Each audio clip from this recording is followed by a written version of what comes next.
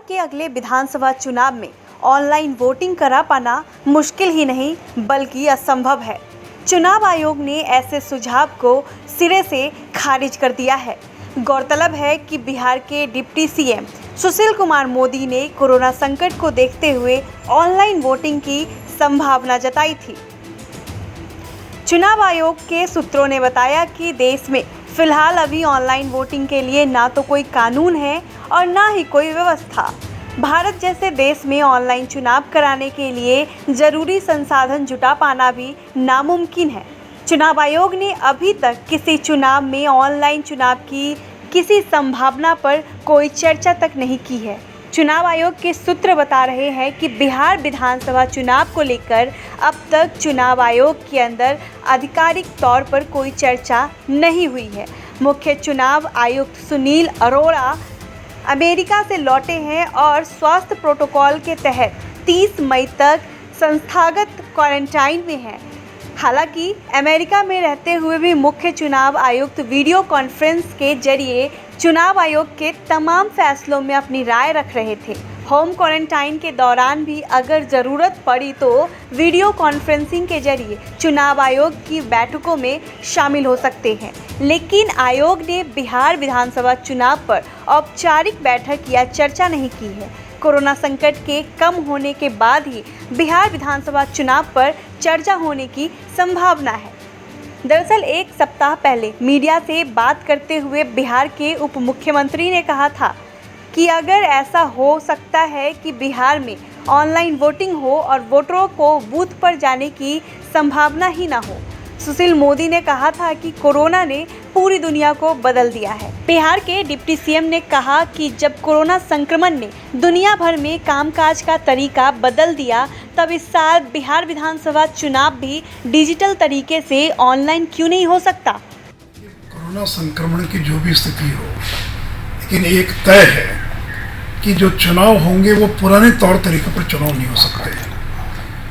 बिहार के अंदर हेलीकॉप्टर से नेता लोगों का दौरा होता था, बड़ी बड़ी सभाएं होती थी, तो मुझे वो तो दूर दूर तक नहीं दिखाई पड़ता कि अगले साल 1.5 साल हिंदुस्तान के अंदर कोई हेलीकॉप्टर्स की मीटिंग हो पाएगी, बड़ी बड़ी रैलीज हो पाएगी।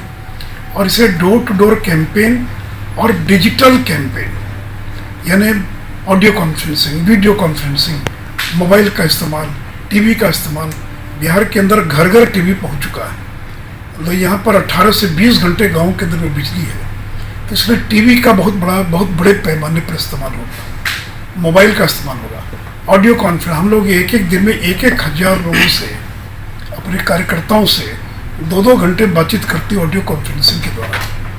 इसलिए video conferencing, audio conferencing, zoom, इस तरह के और जो भी प्लेटफॉर्म्स हैं, तो यानी अगला चुनाव जब भी होगा वो डिजिटल चुनाव होगा, डिजिटल कैंपेन होगा, पुराने तौर तरीके एकदम बदल जाएंगे, नए तरीके का चुनाव। सुशील मोदी के बयान पर जेडीयू से लेकर आरजेडी ने असहमति जताई। जेडीयू के प्रधान सचिव केसी त्यागी ने कहा कि फिलहाल जेडीयू कोरोना से लड़ने में लगी हुई है और ये भविष्य के गर्भ में है कि चुनाव के समय क्या परिस्थिति होगी और यह चुनाव आयोग क्या फैसला लेगा। उन्होंने कहा कि चुनाव अभी एजेंडों में नहीं है और आयोग इस मसले पर राजनीतिक दलों से भी राय मशवरा कर सकता है। उधर आरजेडी के राज्यसभा सांसद मनोज झा ने कहा था कि हवा में बात करने से वोटिंग नहीं होती, देश में ऑनलाइन वोटिंग संभव ही नहीं है। मनोज झा ने कहा कि क्या सुशील मोदी ही चुनाव आयोग बन गए हैं। बिहार विधानसभा का कार्यकाल इसी साल 29 नवंबर को समाप्त हो रहा है, यानी 29 नवंबर से पहले बिहार में विधानसभा चुनाव करा लेना होगा। पहले से ये तय माना जा रहा है कि बिहार में अक्टूबर-नवंबर में चुनाव हो सकता है, लेकिन कोरोना को लेकर पूरी परिस्थिति ही बदल गई है। लिहाजा चुनाव आयोग क्या फैसला लेता है, ये देखने वाली बात होगी। बिहार के आधुनिक अस्पतालों में से एक NSMCH multi speciality 350 bedded hospital, अनुभवी डॉक्टर एवं ट्रेन्ड पैरामेडिकल स्टाफ, विश्व स्तरीय सुविधाओं के साथ अत्याधुनिक ऑपरेशन थिएटर, ICU, NICU, निशुल्क OPD परामर्श, 24 घंटे इमरजेंसी सर्विसेज और जटिल गर्भावस्था का इलाज। Netaji Subhash medical college and hospital, Amhara, Bihta, Patna.